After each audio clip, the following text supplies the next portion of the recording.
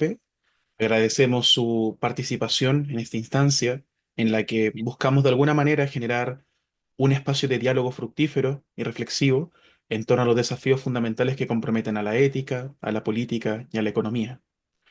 En esta ocasión nos convoca un conversatorio de economía y filosofía, el cual funge, queremos nosotros, prometedoramente, como una oportunidad para explorar las bases teóricas y los principios que sustentan las distintas visiones económicas y su impacto en nuestras sociedades. Antes de dar inicio propiamente tal al conversatorio, quiero ceder la palabra nuevamente a nuestro coordinador general, a don Nicolás Fuentes, quien nos dirigirá unas palabras de bienvenida. Muchas gracias, Gabriel. Bueno, en primer lugar quisiera agradecer al profesor Marcelo Recico. Es una eminencia en los temas que él ha podido investigar. He sido testigo ya desde hace un tiempo leyendo sus libros, como este, quien también ya nos va a hablar sobre eso, sobre introducción a la economía social de mercado, un tema muy interesante y que también muy prometedor para nuestras políticas públicas en Latinoamérica y agradecerle por su tiempo, su disposición también a colaborar con una exposición en nuestro centro interdisciplinario en ética, política y economía. Espero que también se sienta muy bienvenido, que podamos también dialogar sobre estos temas tan importantes, sobre todo considerando la interdisciplinariedad que nos caracteriza a este grupo y que también estamos deseosos de poder compartir con usted durante este momento que también usted nos ha permitido. Así que agradecerle por su tiempo y eso. Perfecto. Agradecemos las palabras de nuestro coordinador. A continuación, es un honor presentar ya formalmente al invitado de hoy, a don Marcelo Fernando Recico, un destacado académico en el ámbito de la economía institucional y de la historia del pensamiento económico. El profesor Recico es doctor en economía por la Universidad Católica Argentina, donde actualmente dirige además el doctorado en economía, desempeñándose como investigador y profesor. Ha sido investigador visitante en la Universidad de Colonia, Alemania, y ha recibido distinciones académicas internacionales en investigación y docencia. Su labor académica se ha desarrollado en múltiples instituciones y programas, tanto en Argentina como en múltiples universidades de América Latina y Europa. Sus áreas de estudio abarcan sistemas económicos comparados, economía de las instituciones y metodología económica, con un enfoque particular en la economía social de mercado y el pensamiento de Wilhelm Röpke. Ha publicado extensamente en revistas indexadas y ha sido autor de varios libros influyentes, entre ellos Introducción a la economía social de mercado y La estructura de una economía humana.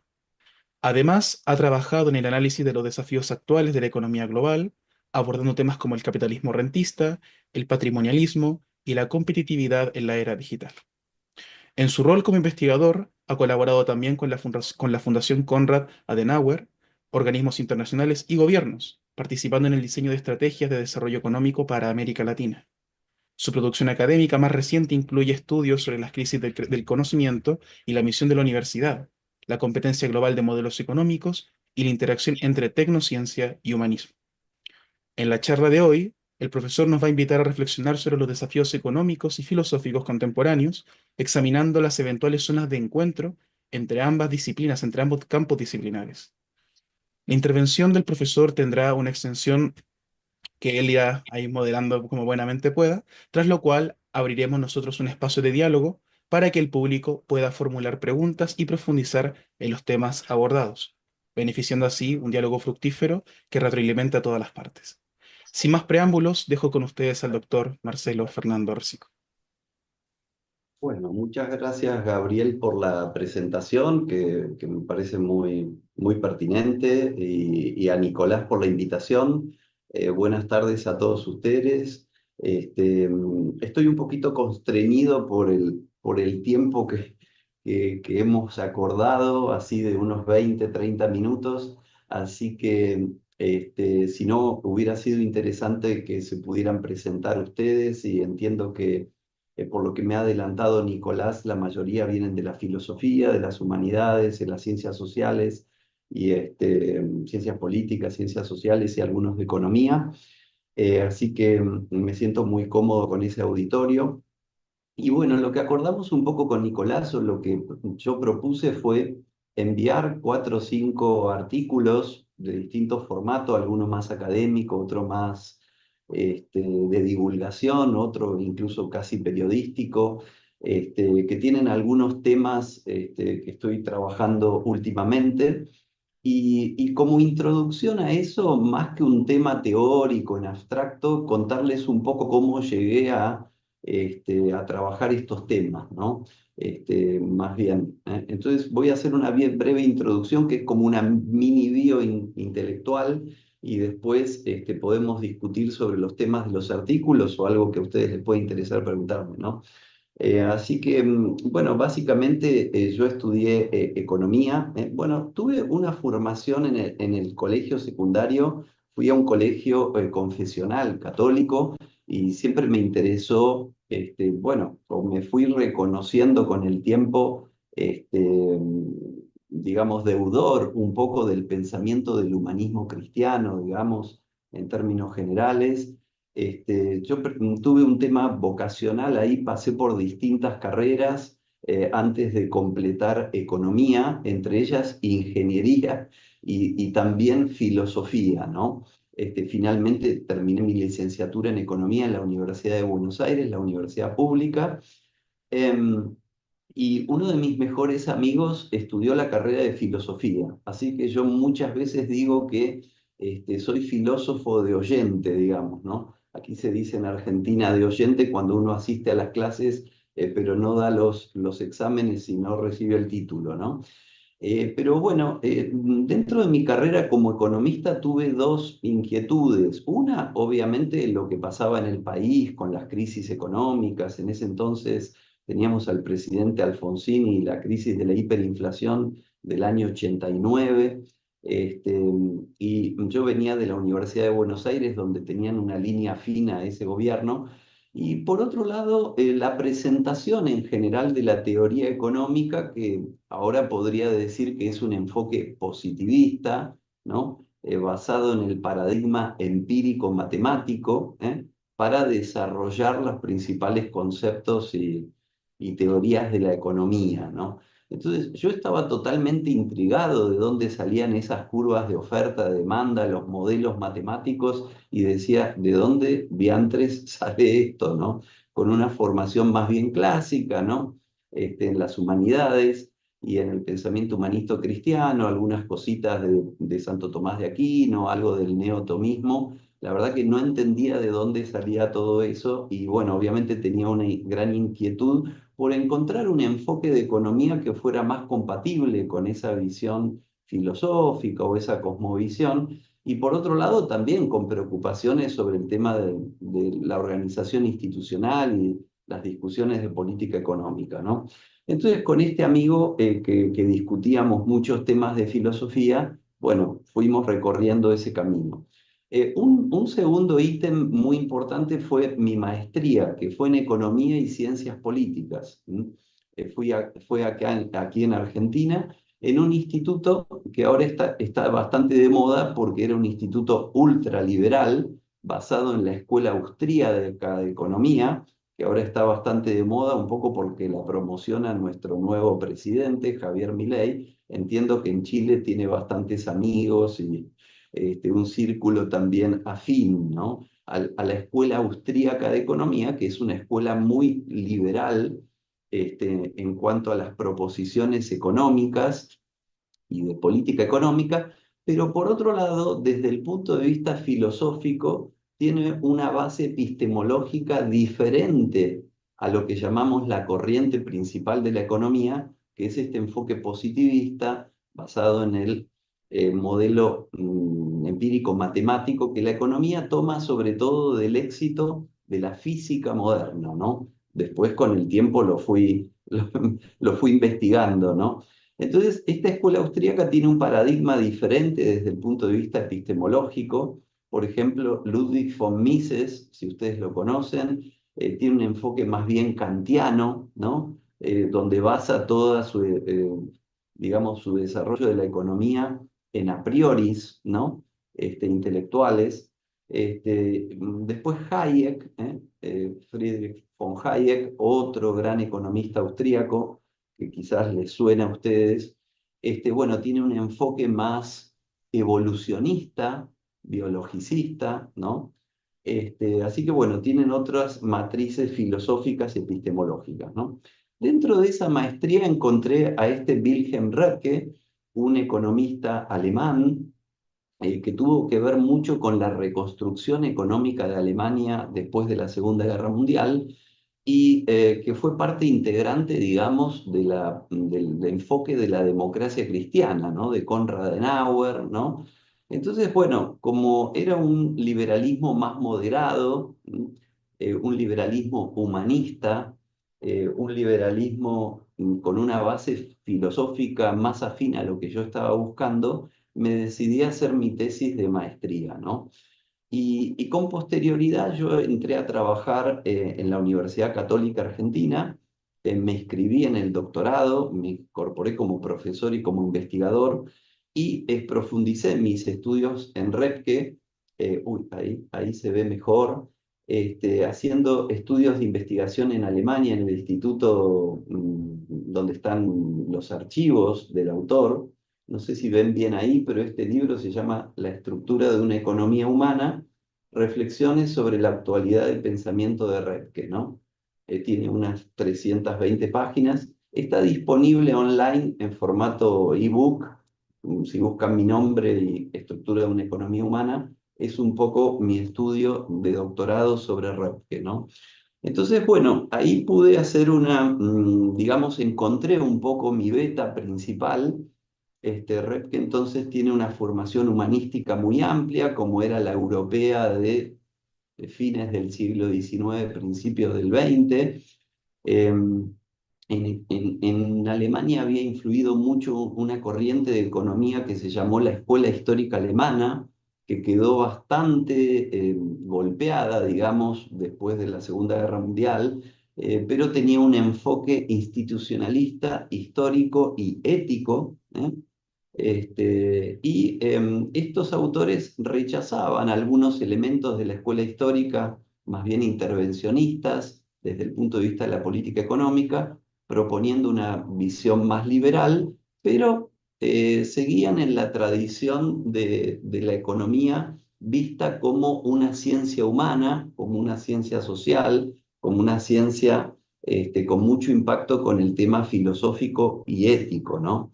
Entonces, a mí me pareció muy interesante, se desarrolló en Alemania este enfoque de la economía social de mercado, que es un enfoque que tiene presupuestos filosóficos o principios antropológicos y éticos. Obviamente esos derivan en principios económicos, políticos y sociales, y después tiene toda una recomendaciones institucionales, del orden institucional y de la política económica, ¿no? Entonces ahí surge un poco, junto con la Fundación Adenauer, me piden escribir la introducción a la economía social de mercado, que, bueno, este es un poquito más grande, es un tamaño manual, digamos, y digamos, ahí trato de desarrollar en español, creo, una de las pocas introducciones que existen a la economía social de mercado. En general, este manual tiene bastante éxito en, digamos, auditorios como ustedes, ¿no? Es decir, gente que viene de la filosofía, de las humanidades, de las ciencias sociales, de las relaciones internacionales, del derecho, porque es una presentación de la economía desde el punto de vista de la economía como una ciencia humana y social, ¿no? Pero claro, tengo menos éxito con mis colegas economistas que en su mayor parte siguen en el enfoque de la economía como una ciencia física, ¿no? Tratando de hacer modelos matemáticos que cierren cuantitativamente y que nos puedan dar predicciones acerca del futuro, ¿no? Y con una base filosófica utilitarista muy fuerte, ¿no? Que viene sobre todo del mundo anglosajón, ¿no? Entonces, bueno, a partir de este tronco yo me fui, digamos, estirando a distintos debates o a distintas cuestiones, ¿no? Y ahí tienen un poco el material que les compartí, ¿no? Por ejemplo, tienen como continuación de mis estudios de Repke un estudio más de historia del pensamiento económico, concentración económica y rentismo, en el pensamiento de Repke, que es un paper más académico de historia del pensamiento económico, donde se contraponen estas visiones liberales y donde se vuelve a insistir en esta postura humanista y social de la economía. Después está este tema competitividad e innovación en Schumpeter y el rentismo, que hice con un coautor, Ernesto Connor. Ahí hay una beta sobre mi reflexión más reciente sobre el tema del cambio tecnológico, económico y el tema de la innovación económica, que está muy basada en profundizar en las influencias filosóficas de este autor Schumpeter, que fue un economista austríaco que fue el que acuñó esta idea de la innovación empresarial y la innovación económica. Tienen un articulito más corto, no tan académico, el debate ético en la economía y las instituciones en Argentina, que bueno, que es en realidad el volcado de una conferencia sobre ética empresarial y ética económica. Yo es una de las materias que doy en el grado en la UCA. Doy 3 materias, 2 en el grado, ética económica y de la empresa, historia del pensamiento económico, y en el doctorado en economía doy metodología de la investigación, ¿no? Justamente dentro de esa materia de metodología de la investigación surgió este artículo Tecnociencia versus Humanismo, ¿eh? Que es un intento de hacer una lectura histórica y recorrer 3 paradigmas epistemológicos más densos, la postura clásica de la metafísica clásica, basada en la idea del orden natural y del ser, si ustedes quieren. Después un poco la evolución de la ciencia positiva moderna y finalmente el romanticismo y la posmodernidad, ¿no? Hay una lectura de esas 3 corrientes filosóficas, epistemológicas, muy a grosso modo, para tratar de incardinar la discusión cultural, ¿no? Actual, ¿no? Y después el último es como una columna así más de barricada, el liberalismo según Milei y el otro, donde trato de contraponer aquí en Argentina, bueno, 2 liberalismos, ¿no? Un liberalismo, si ustedes quieren, más libertario, de una base más utilitarista, de una base más, si ustedes quieren, también con derivas posmodernas, y un liberalismo más humanista, más clásico, más basado en una cuestión más, si ustedes quieren, más con puntos de contacto con un conservadurismo, como sería este liberalismo humanista de Redke, ¿no? Que desemboca en la economía social de mercado. Así que bueno, ahí tienen un menú bastante amplio. Yo acá concluiría y daría lugar a las preguntas, ¿no? A ver si hay inquietudes sobre estos temas o cómo les resuenan a ustedes estas investigaciones o estos intereses. Bueno, maravilloso. Muchas gracias por su intervención, profesor Marcelo.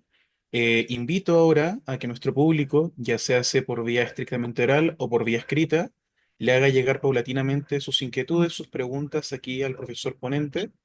eh, Pueden libremente abrir el micrófono, pues, ojalá levantando la mano para que no se genere problemas de orden, o en caso de no querer intervenir oralmente, por favor dejar en el chat de los comentarios. Por mientras, profesor, yo leo la primera pregunta que nos hizo llegar ya uno de nuestros miembros, que fue Felipe Álvarez, que nos dice lo siguiente. Dice que en respecto al texto, el liberalismo según Milei y el otro, se argumenta que la cooperación, entre otros valores, es compatible con una visión no reduccionista del liberalismo y que, en parte, es preferible sobre la otra. No obstante, esa visión no parece ser relevante para quienes defienden y siguen la postura de alguien como Milei.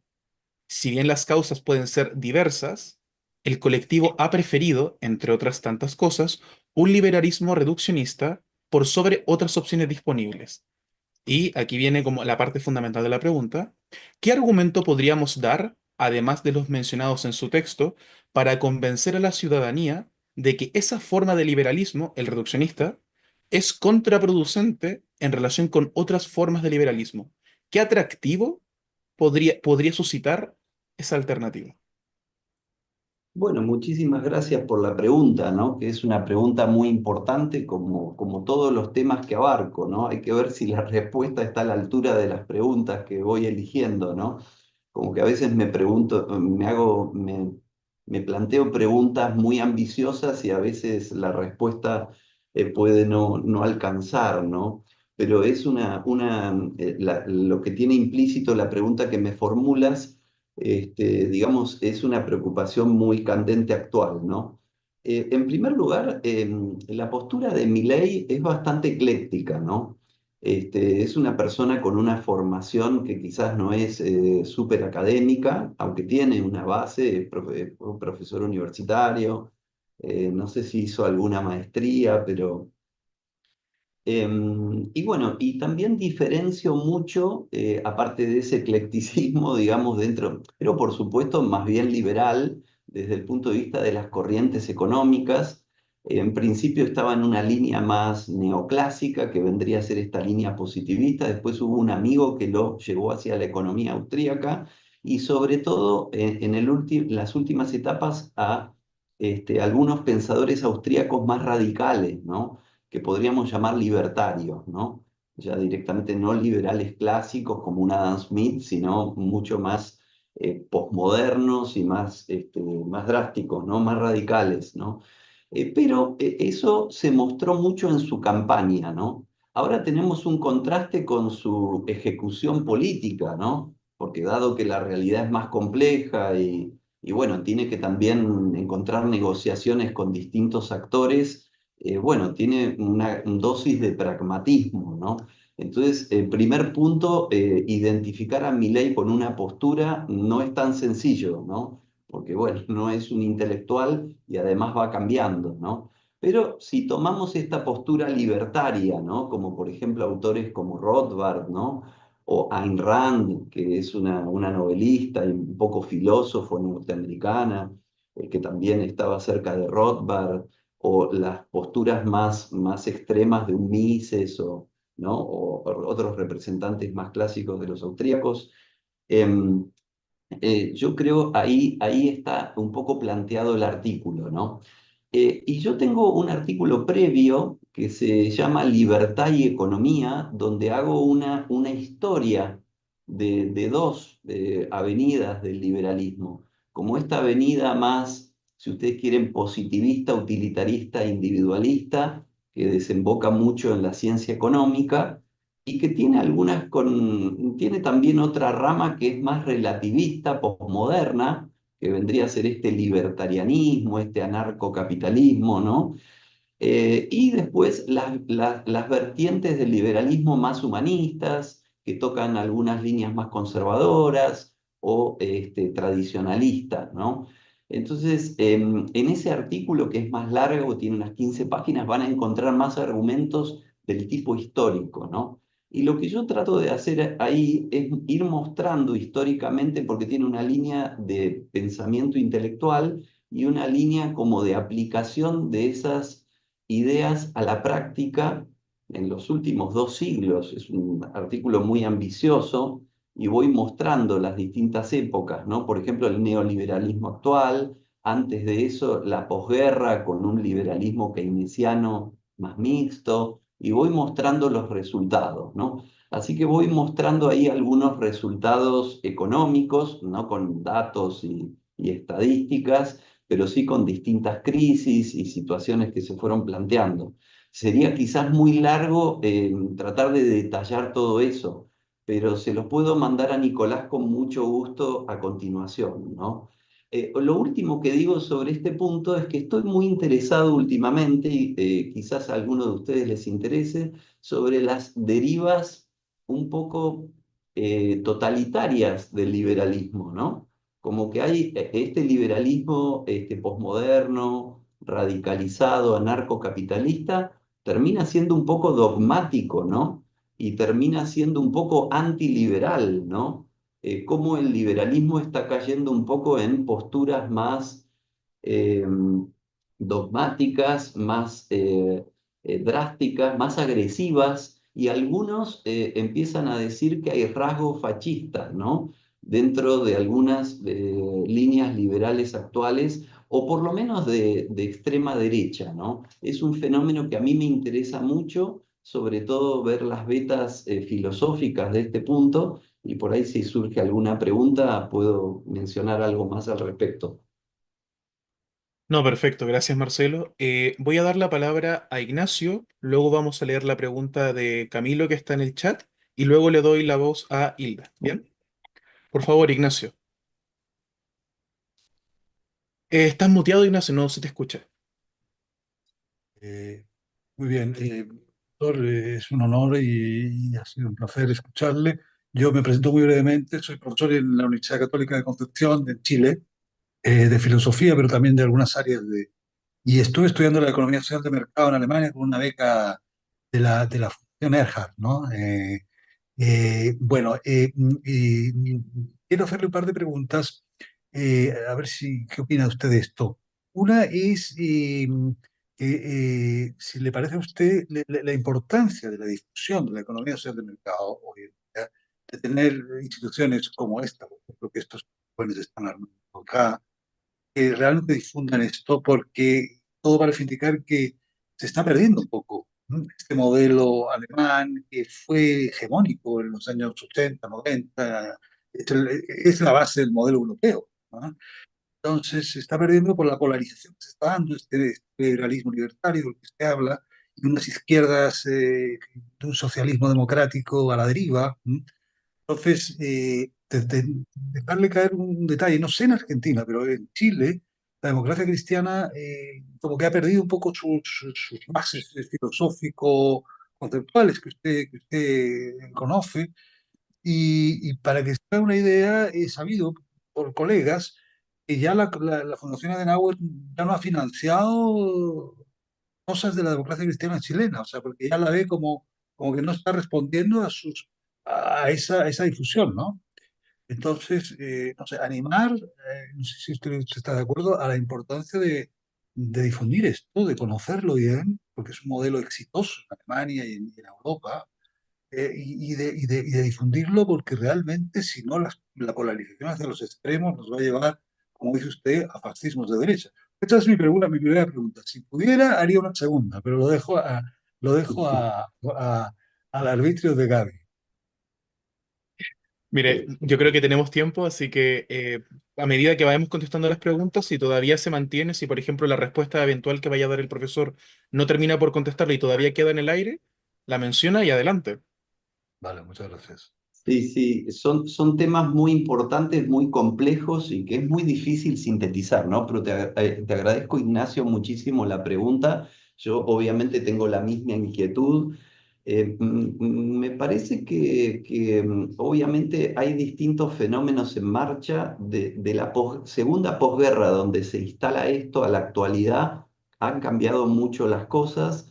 En primer lugar, había un consenso muy fuerte humanista alrededor de los derechos humanos, la Carta de los Derechos Humanos, Maritain, etcétera, que hoy en día con toda esta revolución tecnológica de la dinamización y del evolucionismo y de todos estos temas está en tela de juicio, ¿no? Así que ese sería un tema antropológico muy fuerte, ¿no? Y yo estoy muy preocupado, ¿no? Por ejemplo, para darles un ejemplo, el libro de Harari, ¿no? Homo Deus, ¿no? O de animales a dioses, ¿no? Es una propuesta antropológica completamente diferente, basada en un evolucionismo totalmente relativista, ¿no? En cuanto al tema espiritual y de los valores, ¿no? Entonces, esa base está cuestionada. Segundo punto, tú lo has mencionado, la polarización, ¿no? Después de la Segunda Guerra Mundial, el modelo europeo estaba vigente económico en Europa a través de la democracia cristiana, digamos una economía social de mercado. En Estados Unidos había un consenso de economía mixta basado en las ideas de Keynes y más norteamericanizadas, que tenía muchos puntos en contacto. A partir, ustedes saben, de la revolución neoliberal de los años 80 y 90, Alemania, bueno, tenía una beta de contacto el modelo de la economía social de mercado por su lado liberal con esas ideas, ¿no? Eso fue el gobierno de Helmut Kohl, que era de la democracia cristiana, y se fue dando como una variante un poco más liberal de la economía social de mercado, ¿no? Pero bueno, en la actualidad la polarización se ha agudizado mucho. Estados Unidos está con una situación muy polarizada a nivel interno entre la línea, digamos, de los demócratas con todo este tema del género y un conservadurismo cada vez más reactivo, ¿no? Y más populista, ¿no? Con Trump. Entonces se han perdido de los puntos de contacto, ¿no? No por casualidad viene esta decisión tan grande entre Europa y Estados Unidos hoy, ¿no? Entonces, sin duda que este modelo europeo está amenazado porque en Occidente ya no están estos puntos de contacto que estaban, y también por cuestiones mucho más drásticas y concretas, como la guerra de Ucrania, ¿no? La guerra en Ucrania está poniendo en jaque a toda la Unión Europea, y bueno, y la Alianza Atlántica se está resquebrajando, como estamos viendo por la televisión minuto a minuto, ¿no? Entonces, estas cuestiones intelectuales están en el contexto de lo que vemos en la televisión permanentemente. Y estamos en una situación crítica, ¿no? Donde están surgiendo movimientos de extrema derecha, donde la polarización es muy fuerte y donde hay una crisis institucional muy fuerte. Incluso la propia OTAN, estamos viendo a ver si se quiebra o no, ¿no? La gran alianza atlántica que mantuvo unido a Occidente, ¿no? Entonces, bueno, ahí Latinoamérica no somos tan protagónicos en esto, sino que íbamos en ese barco y el barco se empieza a desarmar en pequeños botes, ¿no? Y bueno, estamos frente a esta discusión que estamos tratando de comprender desde el punto de vista intelectual, ¿no? Así que, por la pregunta. Muy bien. ¿A Ignacio algo que agregar? Bueno, en realidad yo iba a hacer otra pregunta, pero quizás se sale un poco de la temática que estamos viendo ahora, pero es sencilla, yo en mis estudios de todo esto llegué a la conclusión, soy un poco más optimista, ¿no? Con respecto, porque creo que, como usted sabe, al ser la economía social de mercado una concepción realmente, ¿no? De política económica, de economía política, producción exitosa, en el, cuyo éxito ha durado en el tiempo, generando sociedades bastante más integradas, ¿no? Como las sociedades europeas, por ejemplo. Creo que soy más optimista en el sentido de que su éxito a nivel de política económica nacional, ¿m? Por lo menos es bastante, hay evidencia de ello. La pregunta mía es la siguiente. No sé si opina usted, una de las asignaturas pendientes que tiene la economía social de mercado es cómo se regula la economía, digamos, multinacional o internacional, es decir, porque es un modelo para una política nacional, ¿no? Yo sentí, no sé qué opina usted, el libro de Piketty, El Capital en el siglo XXI, del año 2012, ¿no? Como que de alguna manera llenaba ese hueco, es decir, como que venía a dar la respuesta a eso, porque él también tiene una base muy parecida a la de usted, ¿no? Muy humanista, es un economista que, sin embargo, está muy cercano a las ciencias sociales.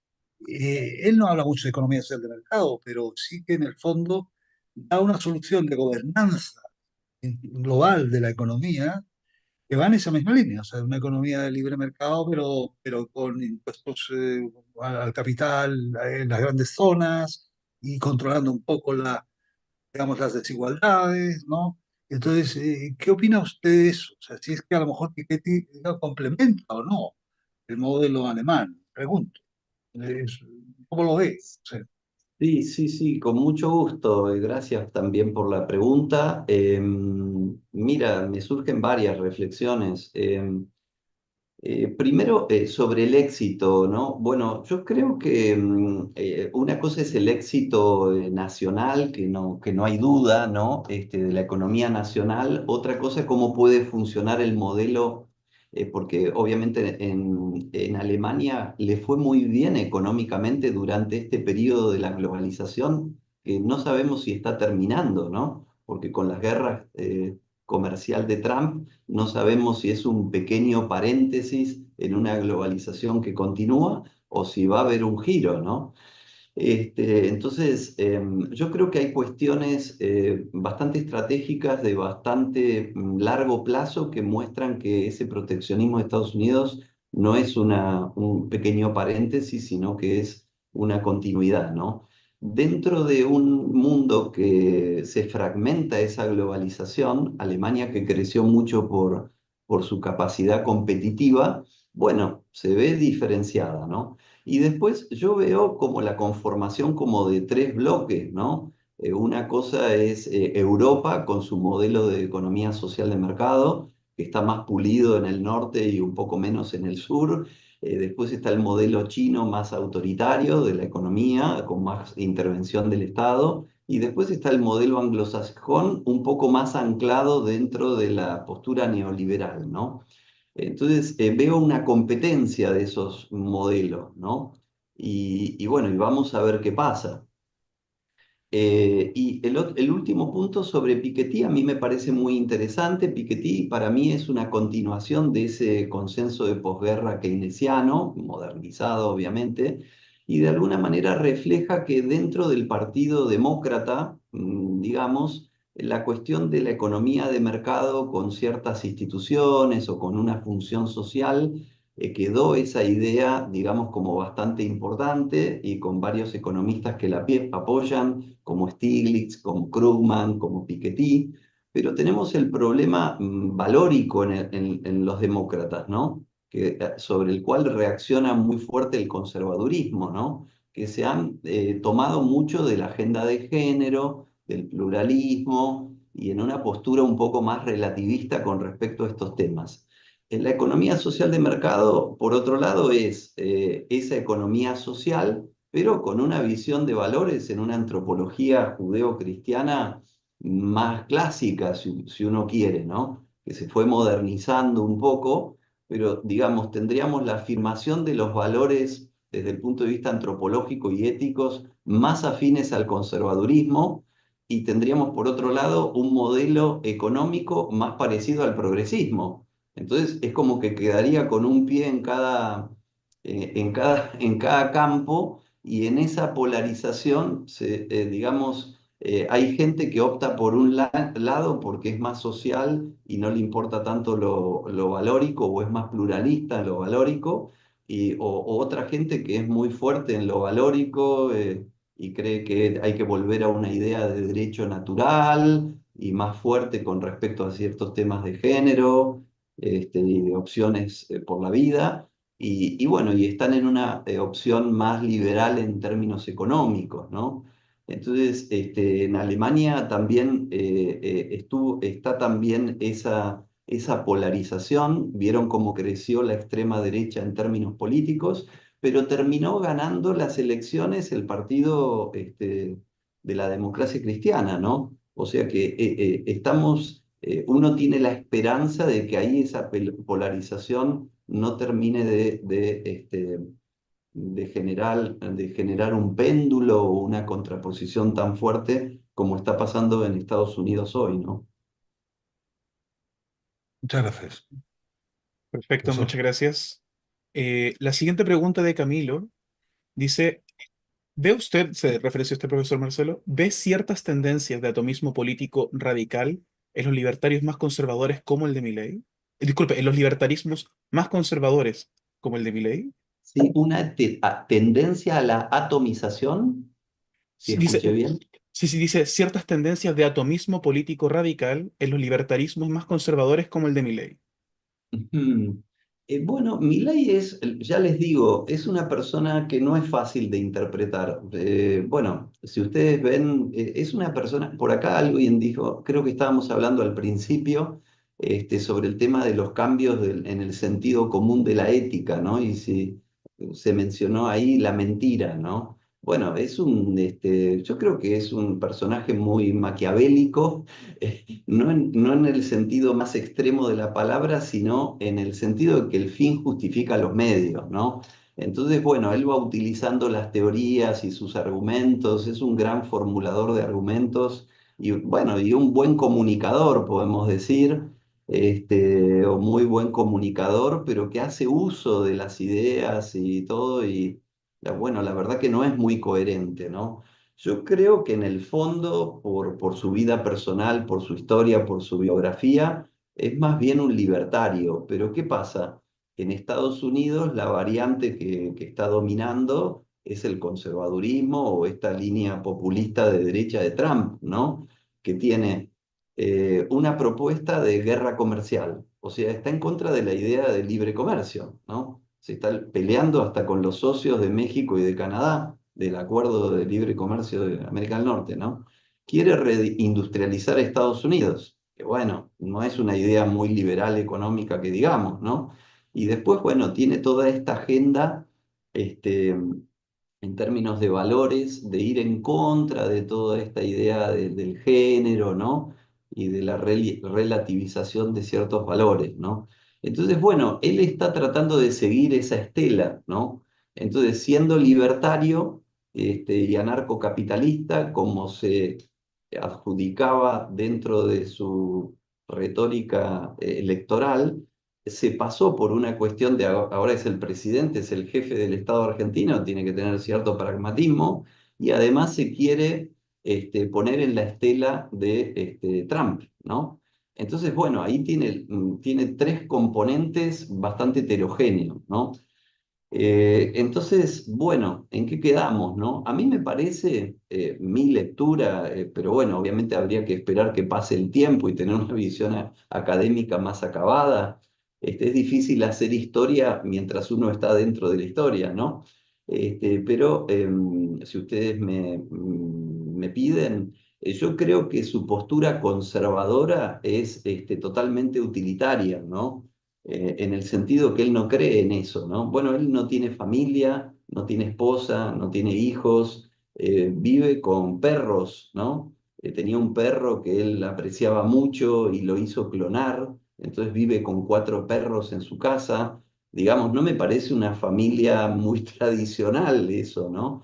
Entonces no me creo mucho su conservadurismo de valores, ¿no? Pero bueno, obviamente eso le sirve para su coalición política, ¿no?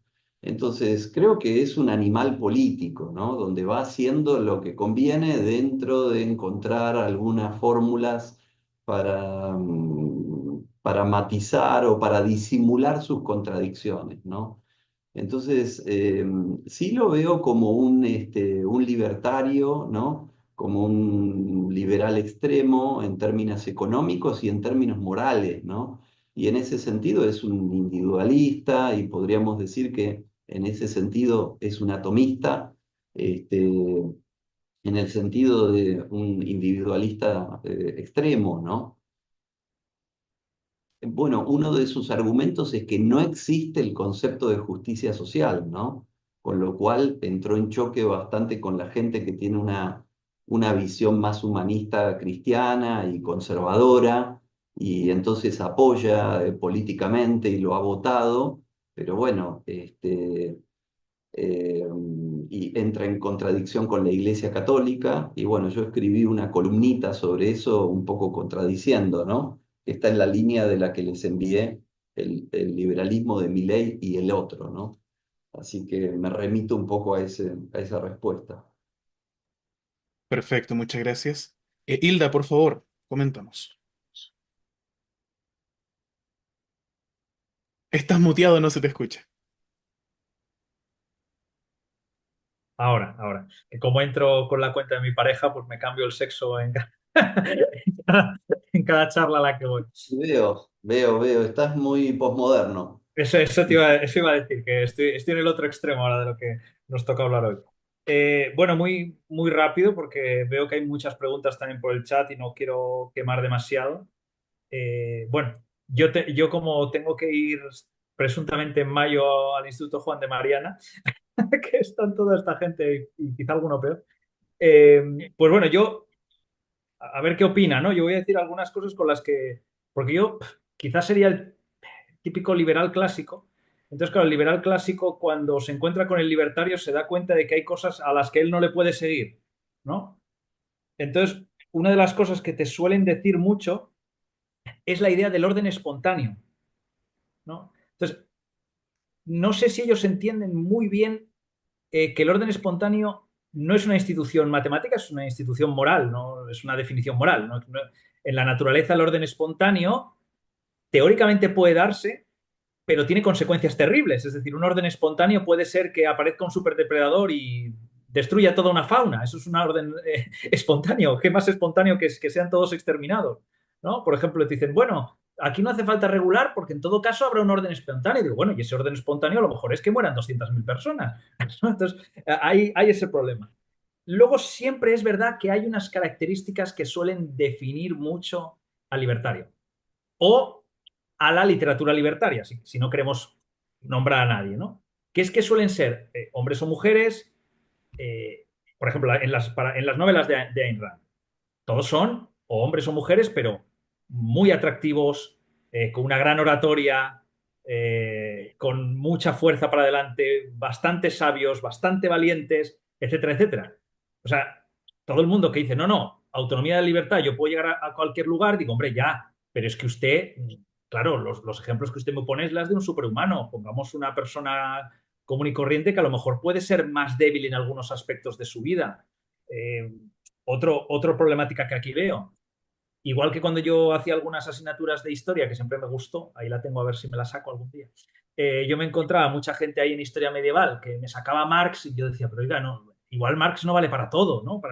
Estamos aquí en clase hablando del siglo XII, ¿por qué me mete usted Marx, ¿no? Y todo era lucha de clases y cuando eso no, todo era economía planificada, pues entonces los libertarios tienen como estos dos o tres dogmas que te repiten a cada argumento que leen, entonces no es fácil hablar con ellos, porque en cuanto le dices algo te dicen que no, que homo económico. Digo, pero, bueno, dicen instituciones naturales. Digo, pero ¿qué son para usted instituciones naturales si usted me niega el derecho? ¿No? Por ejemplo, yo tengo un gran problema, claro, soy jurista, entonces me dicen, pero no debería existir porque tu derecho es estatal. Digo, ya, pero es que eh, yo vivo, ojalá algún día no tenga que hacerlo, ¿no? Pero yo, o sea, el derecho existe y nosotros tenemos trabajo, entre comillas, porque la gente no se suele portar bien. Lo siento mucho, igual estoy desvelando una parte oscura, a lo mejor alguien no está de acuerdo conmigo, pero es que generalmente el ser humano más o menos se porta bien, pero en muchas ocasiones pues puede mentir, puede no estar a la altura. Hay personas que son más inteligentes y están en una posición de poder con relación a otras. Todas estas cosas las suelen negar. Entonces es muy difícil hablar con ellos porque muchas veces no ven no sé cómo decirte, los últimos peldaños de creerles todo, ¿no? Yo les puedo creer bastantes cosas, bueno, el Estado regula demasiado, bien, podría haber unos impuestos, bien. El problema es que hay un momento que dicen, bueno, y no debería existir el Estado. Digo, pero vamos a ver, si tú mañana, por ejemplo, yo estoy en España, ¿no? Si yo mañana desvinculo completamente el Estado, vamos, como Francia tenga una buena mañana, nos invade y se acabó, ¿no? Es decir, o sea, por eso, esos extremos es como que no los terminan de ver. Que el individuo no es tan fuerte, que generalmente casi todo se ha desarrollado por grupos, y eso no terminan de verlo. O sea, es como que tienen estas cuatro o cinco cosas, como he dicho yo, del orden espontáneo, de la autonomía de la libertad, de las instituciones naturales, y no salen de aquí. Y entonces igual que, por ejemplo, con los contratos, ¿no? Ellos dicen, bueno, mientras a ti no te obliguen a firmarlo, cualquier contrato está bien. Y claro, es que yo vivo precisamente de todos los momentos en que la gente firma un contrato y que no está bien aunque no te han obligado a firmar. Pues esas cosas tampoco lo ven. Y luego ya no quito más tiempo, ¿no? Pero la última que les hago para molestar un poco a veces cuando hablo con los libertarios es decir, es que el problema que tenéis los libertarios es que leéis a demasiados libertarios. ¿No? Igual que hablas con un marxista, entonces Marx, y digo, vale, ahora que me has hablado de Marx, ¿quién más tienes? Y te dicen, Lenin, y digo, hombre, qué casualidad. Trotsky, hombre, qué casualidad también, ¿no? Pues esto es, venga, pues ¿qué argumento dices? Bueno, porque Huerta es otro, digo, ya estamos. Digo, mira, si te prohíbo decirme a Huerta, a Bastos y a Ayn Rand, ¿podemos hablar de algo? No. Entonces, bueno, era simplemente mi reflexión, a ver qué opinan de estas cosas, cómo a lo mejor se le ocurre algún argumento más para decirles, porque siento que cuando hablo con ellos no puedo avanzar, no puedo llegar a un punto común porque me niegan cosas que a mi juicio son evidentes. Entonces, ahí tengo ese problema. Sí, ahí te puedo dar unas pistas, ¿no? No sé si una pregunta, una respuesta completamente completa, pero bueno, yo tengo la misma impresión, ¿no? Yo siento lo mismo cuando hablo con los libertarios, así que bueno, en eso nos acompañamos. Hay algunas pistas. Bueno, primero, Instituto Juan de Mariana, yo leí un artículo, hay una discusión muy fuerte en España con respecto a la escuela de Salamanca. La escuela de Salamanca es la segunda escolástica española y portuguesa, que además tuvo mucha influencia en América hispánica colonial, ¿no? Y para los austríacos son como los antecesores de los austríacos, ¿no? Los que formularon la idea del mercado, de que comerciar está bien, que las operaciones financieras está bien, hicieron una teoría de la inflación muy parecida a la teoría actual. Entonces, para ellos son proto-austríacos, ¿no? Y se ha puesto sobre la mesa porque, bueno, hay gente que se ha puesto a investigar la escuela de Salamanca y dicen, no, mira, eran unos sacerdotes del siglo XVII, XVI, estaban de acuerdo con la Inquisición, estaban de acuerdo con, digamos, con la ética del orden natural, acá estaban de acuerdo con las regulaciones, con todo un marco jurídico muy elaborado de la economía, con, digamos, derechos inalienables por el orden natural de la persona humana y de la sociedad, con la sociabilidad natural de Aristóteles. Bueno, ¿de qué quedamos, no? Ahí vi un artículo de Juan de Mariana, no me acuerdo el autor, pero te lo puedo enviar, donde dice, trata de encontrar un intermedio, ¿no? Trata de encontrar un intermedio ahí, ¿no? Como que la escuela de Salamanca sí tenía la tradición aristotélica, tomista, pero por otro lado también fueron encontrando algunas explicaciones a algunos fenómenos económicos comerciales modernos, ¿no? Y como que sí elaboraron esas ideas. Yo no conozco tan a fondo esa escuela como me da que intuitivamente va por ese lugar, ¿no? Así que bueno se puede encontrar alguien razonable todavía ahí, me explico. Por otro lado, el tema del libertarianismo. Yo estoy pensando mucho sobre las fuentes de esto y sobre las contradicciones, ¿no? Aquí hay una idea dando vuelta de que todo el mundo tiene que maximizar, respetar la libertad del otro y además tratar de maximizar la propia.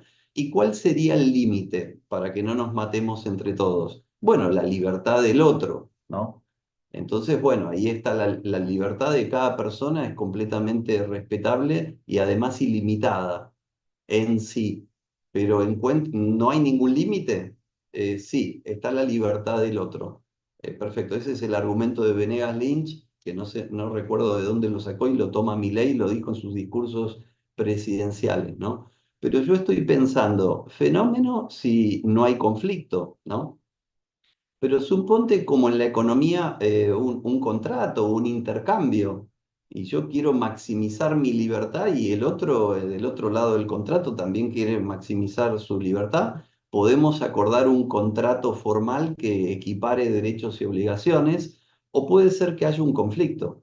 Y ahí, cuando hay un conflicto, cada uno va a tratar de ganar lo más posible a costa del otro. Porque, bueno, ¿qué es lo que va a reconocer en el otro si uno quiere maximizar su propia libertad o maximizar su propia utilidad, ¿no? Entonces, ahí veo que se desarma el argumento de que esa libertad ilimitada tiene un límite, ¿no? Porque eso es cuando hay consenso entre las partes, pero si hay un conflicto tú quieres superar ese conflicto por encima del otro, ¿no? Entonces, veo que ahí, ¿cuál es la diferencia entonces para ganar ese conflicto? ¿Tener más poder, tener más capacidad económica o tener más influencia, ¿no? Entonces, eso se empieza a transformar cuando las distintas personas buscan maximizar su libertad y vemos que no todo coincide armoniosamente con lo otro, empieza a ser una disputa de poder, ¿no? Entonces, los que tienen más poder, tienen más capacidad económica, tienen más influencia de todo tipo, se van a salir con su maximización de libertad. Y el otro que no lo tiene, y bueno, pues será el perdedor. Y ahí empieza un poco la lógica darwinista, ¿no? De la supervivencia del más apto, ¿no? Y entonces es una lógica de poder, porque la libertad tuya está apoyada en lo que puedas apoyarte para salirte con la tuya, ¿no? Y bueno, y por otro lado es una competencia a matar o morir, ¿no? Porque, bueno, ¿cuándo termina el límite de tu libertad en un conflicto? Y bueno, ninguno, ¿no? ¿Por qué vas a aceptar la libertad del otro cuando entra en contradicción con la tuya, ¿no? Mientras no entre en contradicción, bueno, que cada uno maximice su libertad. Pero cuando hay un conflicto, por ejemplo, entre vecinos, ¿no? O suponte un conflicto de límites, ¿no? Bueno, un país dice que el límite pasa por aquí y el otro pasa por allá. Y bueno, ¿cuál sería el límite? No sé, ponerse de acuerdo, pero si no, detrás de eso, que es el equilibrio militar. ¿Quién tiene más misiles nucleares? ¿Quién tiene más tanques? ¿Quién tiene, no? En la medida que haya un derecho en base a una razón, nos tenemos que poner de acuerdo en ese derecho, en esa razón. En la medida que eso desapareció y lo único que queda es lo del otro, bueno, hay que ver quién tiene más poder, se lo queda, ¿no? Ucrania dice que es un país independiente, pero Rusia dice que Ucrania es de Rusia, ¿no? Bueno, vayan a decirle a las Naciones Unidas. La cuestión es que metieron los tanques ahí adentro y se acabó, ¿no? Entonces, bueno, cuando uno quiere maximizar su libertad, cuando uno quiere, dice esto es mío y el otro dice no, esto es mío, y ahí no hay nadie para dirimirlo, ¿no? Bueno, cuando entran en conflicto esa maximización de libertad, el único recurso que hay es al poder y a la influencia, a ver quién se sale con la suya en esa puja, ¿no? Entonces, yo creo que por ese lado el sistema liberal termina en un darwinismo social y en una cuestión un poco fascista, ¿no? Porque no reconoce ninguna razón este, externa, más allá de tu propia libertad. ¿Y por qué vas a respetar la libertad del otro si no está de acuerdo contigo? Si está de acuerdo contigo, sí la respetas, pero si no está de acuerdo, veo ahí que el liberalismo este extremo puede entrar en contradicción. Veo vetas darwinistas y veo, como tú has dicho, también la idea filosófica de un Nietzsche, ¿no? Del superhombre, ¿no? De la voluntad de poder, ¿no? Y así terminó el liberalismo del siglo XIX, que fue el siglo de oro de Gran Bretaña y del el liberalismo decimonónico, ¿no? ¿Terminó en qué? Terminó en la voluntad de poder de Nietzsche, terminó en las guerras mundiales, terminó en el fascismo, terminó en el nazismo, ¿no? Entonces, cuando se desaparece la idea de un orden natural que tiene un valor normativo. ¿Mm? Bueno, no hay límite a las pretensiones. Cualquier cosa puede ser razonable o cualquier cosa puede ser arbitraria, ¿no?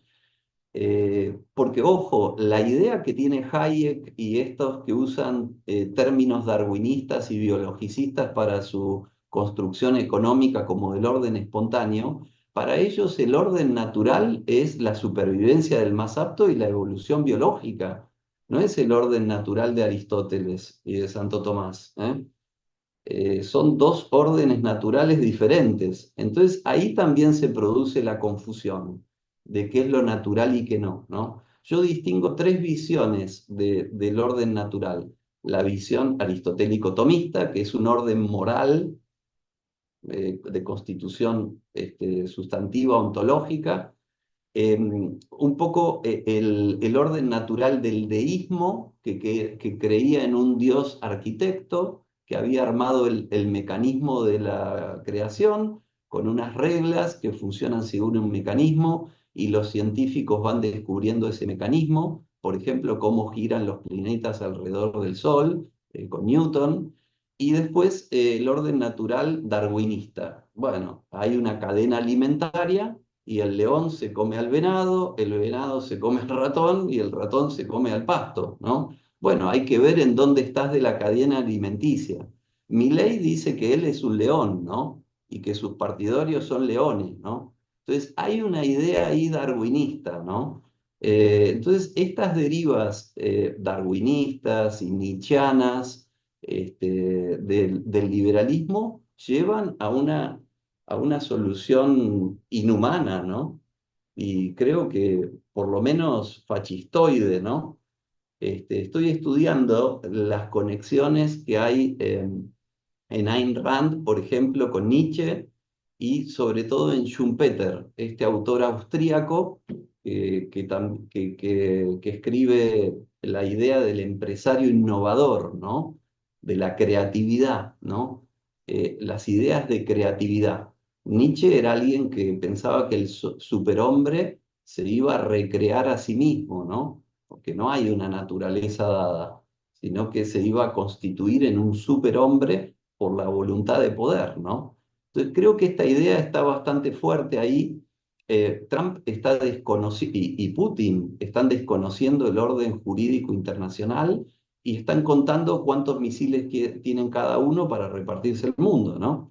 Entonces, ese orden de reglas de la posguerra que surge como reacción al nazismo, está diluyendo, ¿eh? Se está diluyendo y vuelve la idea natural, ¿no? De que, bueno, cada uno para hacer sus intereses tiene que ver con qué poder cuenta para imponerlo.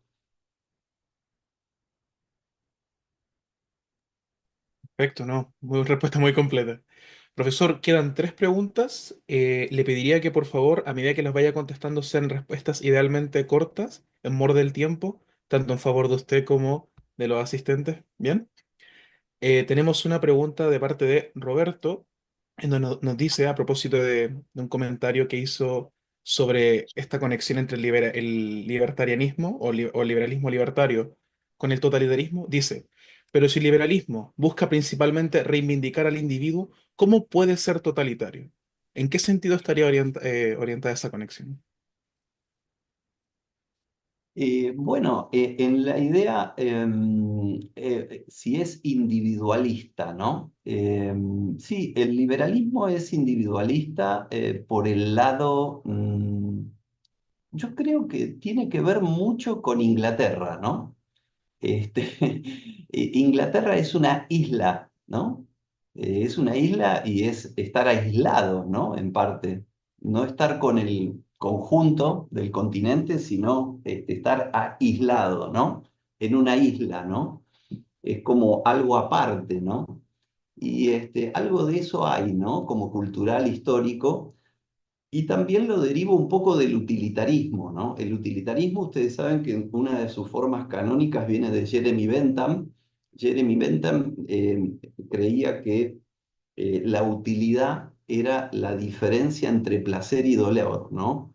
Yo en distintas alternativas que puedo escoger tengo que ver qué placer y dolor me ofrecen a mí y elegir la que me da la combinación de placer-dolor más alta, ¿no? Podríamos decir los pros y los contras, o en economía decimos el beneficio y el costo, ¿no? Analizamos tres alternativas, vemos el beneficio-costo y las que nos dan mayor beneficio en relación al costo la elegimos, ¿no? Bentham habla de placer y dolor y tiene una connotación sensitiva, ¿eh? Porque ¿quién puede sentir el placer? ¿Quién puede sentir el dolor? El individuo, ¿no? Son sensaciones subjetivas. A mí me puede dar placer tomar un helado de dulce de leche y a otro le puede dar placer el de limón, ¿no? Y no nos ponemos de acuerdo. Bueno, cada uno le da placer algo diferente, ¿no? Entonces, estos planteos son subjetivistas, ¿no? Entonces, de ahí viene un poco la cuestión individualista, ¿no? Entonces, sí, el liberalismo, sin duda, muchas de sus vetas tienen este componente individualista, ¿no? Pero bueno, ustedes saben que cuando, digamos, la sociedad se atomiza, alguien dijo, ¿no? La sociedad se atomiza, ¿no? ¿Cómo coordinamos las acciones? Los liberales dicen, bueno, que cada uno vuelva a lo individual, que cada uno vea lo que le conviene, que calcule costo-beneficio, pero ¿qué instrumento hay de coordinación? El mercado, que es el intercambio, ¿no? Es un lugar donde cada uno intercambiando con el otro, cada uno se queda con lo que le conviene, ¿no? Yo intercambio esta clase, cuando doy una clase, ¿no? Yo doy una clase a mis alumnos me pagan, ¿no? Es un intercambio, ¿no? Entonces yo prefiero el dinero que los alumnos me van a dar que mi clase, y los alumnos prefieren que yo le dé la clase al dinero que tienen en su bolsillo y me pagan el sueldo, ¿no? Entonces es un intercambio de utilidades. Ahora, en la utilidad, en el intercambio pasa lo que yo les decía. El intercambio genera utilidad para las dos partes, pero esa utilidad, ¿cómo se reparte?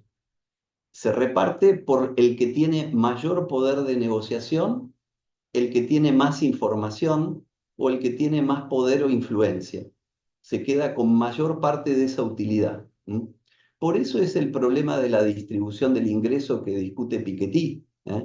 ¿Qué pasa? En la economía de mercado hay muchos intercambios. Los intercambios generan utilidad, pero ¿quién se está apropiando de esa utilidad? Los que tienen más información, tienen más influencia, pueden manipular el sistema político, condicionarlo y tienen más poder de negociación o es un monopolio, por supuesto que se quedan con la mayor parte de esa utilidad.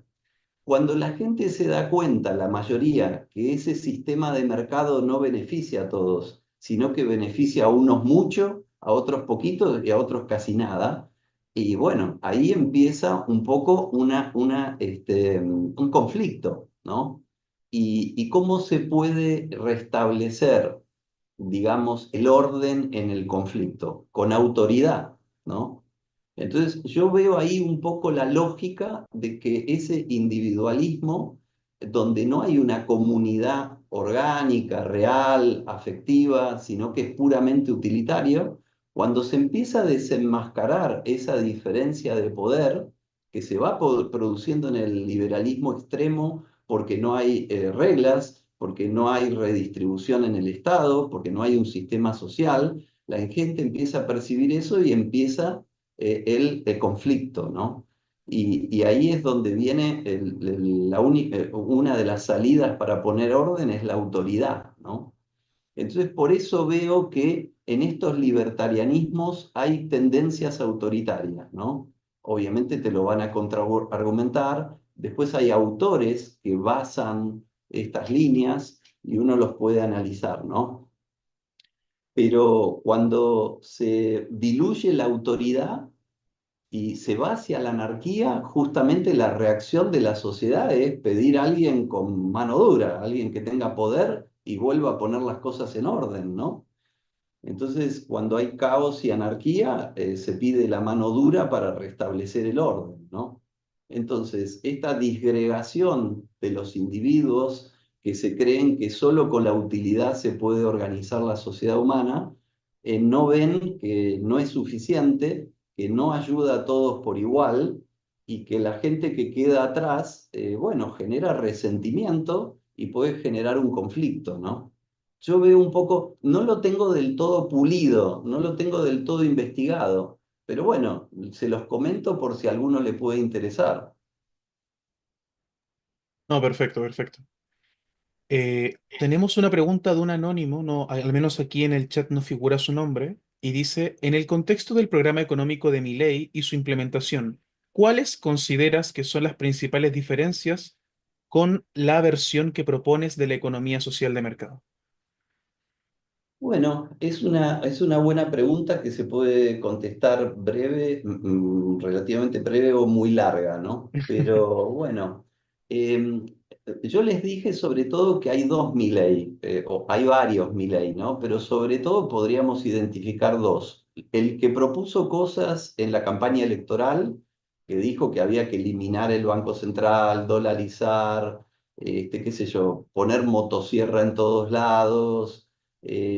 Dijo además que había que hacer un mercado de órganos, ¿no? Que se podían comprar y vender las partes del cuerpo humano libremente. Bueno, cualquier cantidad de cosas, dijo, ¿no? Obviamente como presidente, la mitad más una de esas cosas no las puede hacer porque se armaría un tremendo lío, ¿no? Y además hay injerencias de los grupos de poder y le van condicionando el gobierno, ¿no? Por supuesto, él puede aceptar o no, ¿no? Entonces, el resultado de la política económica es algo muy diferente.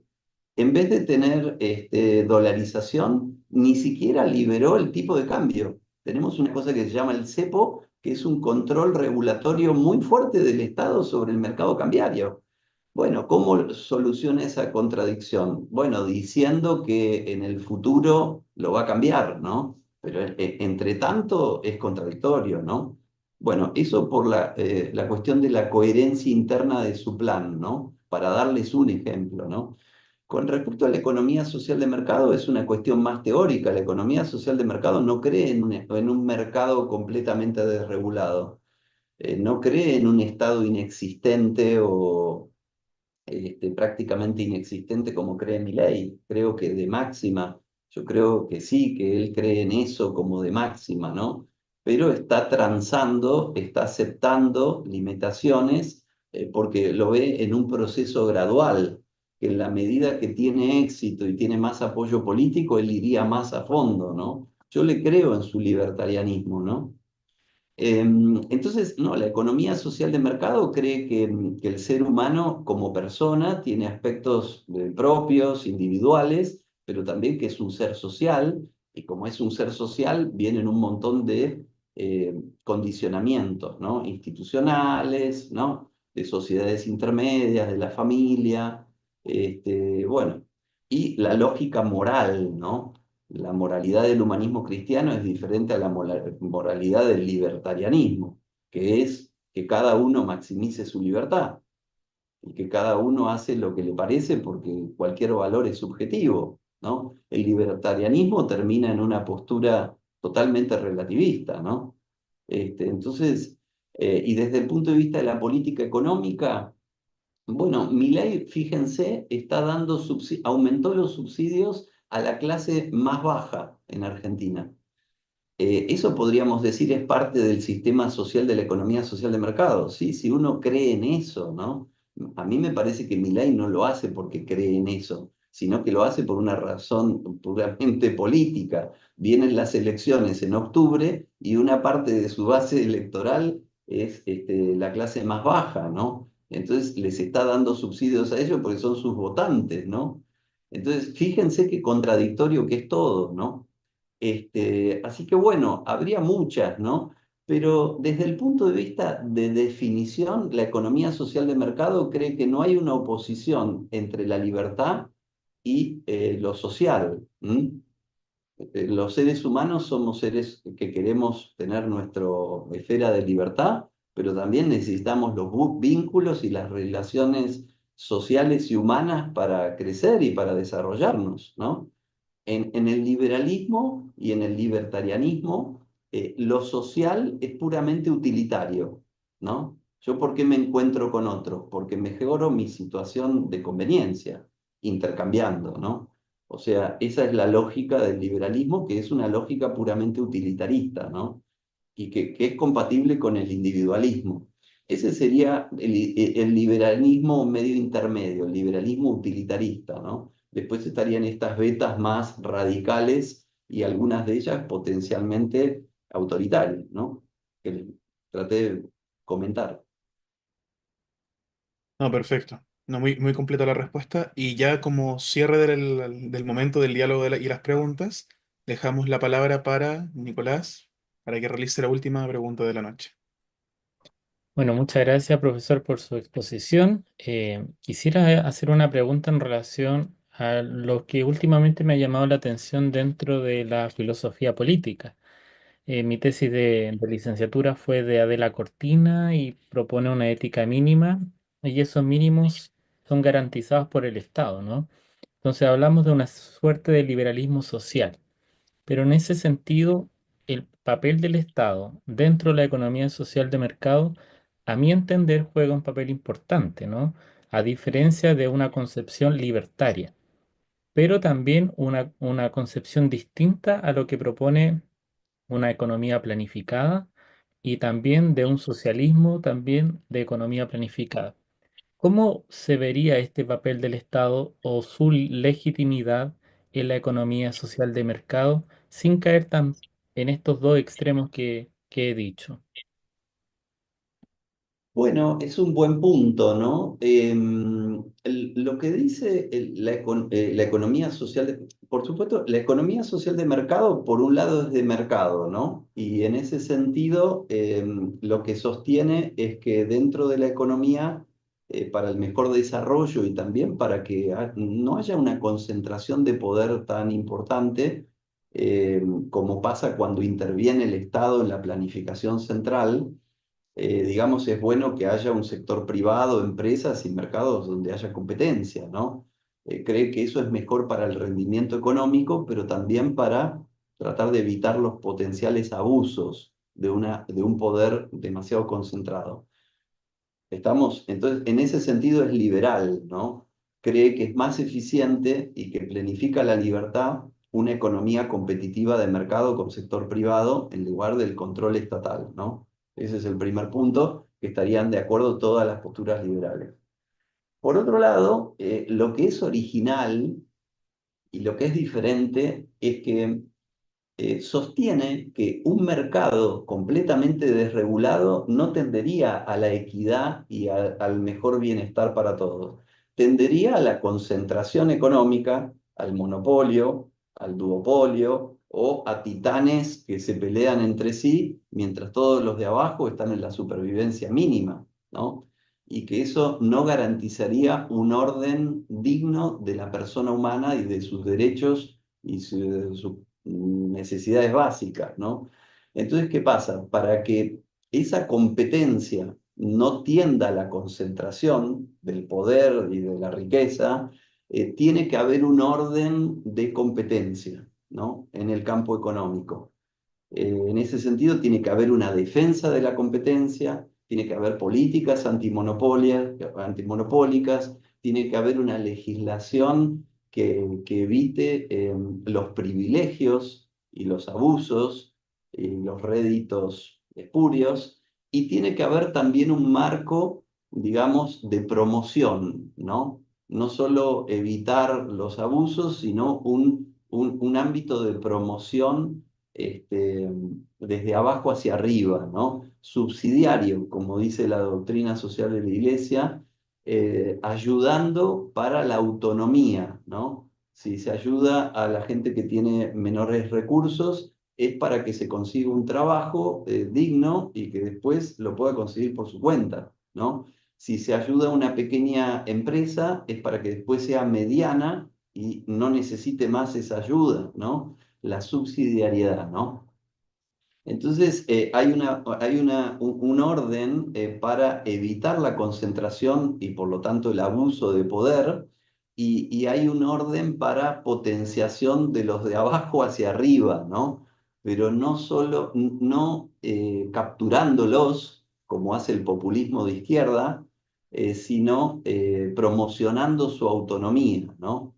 Entonces, bueno, ahí hay una serie de matices, ¿no? Entonces, todo eso es dentro del campo del Estado, ¿no? No solo el Estado es el que debe conseguir eso, pero sí, sino también toda la sociedad civil tiene que colaborar con ese objetivo, pero el Estado tiene que estar diseñado y la economía, o la institucionalidad económica que provee el Estado, tiene que estar orientado en ese sentido, ¿no? Es lo que los ordoliberales o de la economía social de mercado llaman el Estado fuerte pero limitado, ¿no?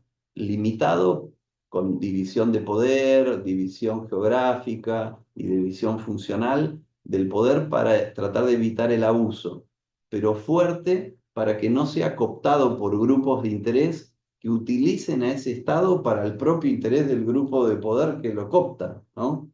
Este, como ha pasado históricamente muchas veces en muchos estados débiles, ¿no? Entonces, una cosa curiosa que pasa en Argentina es que tenemos como dos bandos y van cooptando el Estado cada 5 años cada uno, ¿no? Entonces Argentina no tiene ninguna coherencia en su política, ¿no? Porque bueno, vienen 5 años de un gobierno ultraliberal, después viene uno de izquierda, y no se mantiene, digamos, un camino, una vía donde uno vaya encontrando matices, pero vaya siguiendo una línea, ¿no? Cuando daba clases en Centroamérica les decían, ¿a dónde llega uno si va 5 años para el norte y después va 5 años hacia el sur? Después de 10 años nos encontramos en el mismo punto de donde partimos, ¿no? Bueno, eso es un poco lo que le pasa a la Argentina, ¿no? En vez de las dos facciones políticas complementarse, bueno, se contradicen por completo y se anulan, ¿no? Eh, pero bueno, esa es una situación especial. Por suerte, igual el sistema argentino no ha permitido el totalitarismo o un autoritarismo excesivamente fuerte, porque hay, gracias a Dios, hay alternancia de poder, pero no hay coherencia de la política, ¿no? Ni de la institucionalidad, ¿no? Entonces, esos son, bueno, como para ilustrarles un poquito ese tema, ¿no? Pero por eso en el sistema de la economía social de mercado o del ordoliberalismo, el Estado debe ser limitado, como propone el liberalismo político jurídico, pero también fuerte, fuerte con respecto a las presiones de los grupos de interés que quieren poner al Estado al servicio de uno o de dos grupos de interés o de una coalición de dos o tres grupos de interés, ¿no? Puede ser el sector financiero, puede ser en Argentina el campo, puede ser la industria, pueden ser los sindicatos, puede ser un partido militar, digamos, la facción militar coopte, digamos, el Estado para su propio beneficio y lo ponga a su servicio. Entonces, ahí surge ese punto, ¿no? Espero haberlo podido desarrollar satisfactoriamente o que sea. Por supuesto, todos estos temas, primero que son muy variados, muy amplios, interdisciplinarios, y yo no soy especialista en todos, por supuesto, soy como un generalista, digamos, y también ahí está mi debilidad. Pero bueno, espero que les haya servido como reflexiones, como estimulante, bueno, como una conversación estimulante y que les sirva para sus propias investigaciones. Maravilloso, ¿no? Estupendo. Pues bien, hasta aquí solamente queda agradecer de corazón la dedicación y el tiempo que el profesor, el doctor Marcelo, ha depositado en esta sesión de hoy para compartir con nosotros esta aproximación a problemas fundamentales relacionados tanto a la economía y a la filosofía. También obviamente se agradece a todos y todas quienes asistieron hoy por su participación y el interés que mostraron en esta instancia de diálogo. Y por supuesto esperamos que este conversatorio haya sido un espacio de aprendizaje y de debate fructífero. Desde el Centro Interdisciplinario de Ética, Política y Economía, los invitamos a seguir participando en el futuro en próximas actividades y a continuar esta reflexión en próximos encuentros. Antes de despedirnos de forma final, cedo la palabra a nuestro coordinador general para realizar unos comentarios de cierre. Bueno, solamente agradecer la disposición del doctor Marcelo Recico de poder compartir con nosotros, de poder dialogar sobre estos temas tan importantes y tan actuales, sobre economía, también política y filosofía. Y agradecer también a todos los que han estado presentes con sus preguntas, a Gaby también por moderar excelentemente esta sesión. Y también me gustaría comentar solamente dos actividades brevemente que vamos a tener en este mes para que podamos estar en conexión. La primera va a ser un simposio de inteligencia artificial que va a exponer también, aquí está Pablo Ruiz Osuna, que su alias Hilda va a exponer también en este conversatorio. Va a estar Laura Centeno y Pablo Sáez Ruiz. Va a ser sobre inteligencia artificial. Los tres expositores son del área de derecho, así que va a estar muy interesante cómo van a ligar el derecho, la ética y la filosofía sobre la inteligencia artificial. Y la próxima actividad, que luego también lo voy a poner en el grupo de WhatsApp, va a ser la reunión interna que vamos a tener el 20 de marzo a las 20 horas eh, de Chile para poder ver sobre todo los proyectos internos que estamos gestando y el tema de los laboratorios de ideas, que van a ser pequeños grupos de investigación de distintos temas a los cuales cada uno va a poder unirse dependiendo de la afinidad que tenga sobre algún tema. Así que reitero mis agradecimientos a todas las personas, en especialmente al doctor Marcelo Recico por compartir y espero que se haya sentido muy cómodo junto a nosotros. Muchas gracias. Bueno, muchas gracias por la invitación. Sí, me sentí muy cómodo y me parece interesante siempre estimular el debate académico y ojalá que las investigaciones de ustedes se puedan enriquecer, ¿no? Y llegar a buen puerto. Una manera de estar en contacto es a través de LinkedIn. Yo soy bastante activo en LinkedIn, así que si quieren conectar, por favor, este, búsquenme y estamos en contacto a través de esa red que es muy útil. Perfecto, profesor. Ahí a través del grupo compartiremos el link para que quienes estén interesados, quienes estén interesadas, puedan seguirle y estar al tanto tanto de sus investigaciones como aquello que vaya compartiendo de otros profesionales del área que también se dediquen a investigar en esos asuntos. Así que simplemente agradecer la participación de todos. Fue un gusto y les deseo que tengan una bella tarde.